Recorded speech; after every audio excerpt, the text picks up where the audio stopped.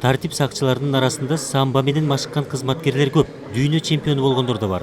Кызматкерлердин өз ара мелдеши да уюштурулуп турат. Бул ирет 80ден ашуун спортчу күч сынашты. Бизге бул боевой самбо, спортивный самбо аскер кызматкерлерине аябай керек. Анткени ар кандай кырдаал болот. Курал менен гана мекенибизди коргой, кармашып калганда да ушуну аябай керек да. Ушуга да өзүбүздүн денебизди тарбиялап машыгыш керек.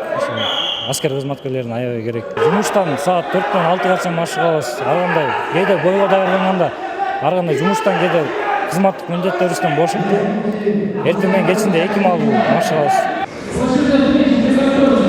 Мелдеш эл аралык даражадагы спорттун чебери, Ички иштер министрлигинин ички аскерлеринин кызматкери, машыктыруучу Максат Эркесариевдин жаркын элесине арналды. Аны тааныгандар мекенге чын дилден кызмат кылган адам катары эскеришет. Эркесариев 2015-жылы 36 жашында жол кырсыгынан каза болгон.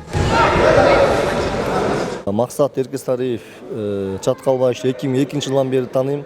Ал аябай жакшы жигит болчу, спортсмен, спорттун чебери, балдарга үлгү, жакшы куралдашыбыз эле.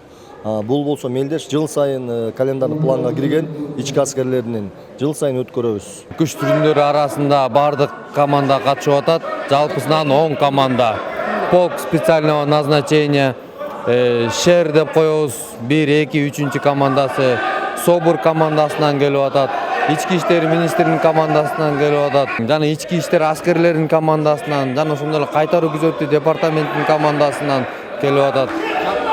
Жалпысынан 10 команда. 5 весовой категория салмагы спорттук самбо боюнча, 5 салмак күжүрмөн самбо боюнча өтүп атат.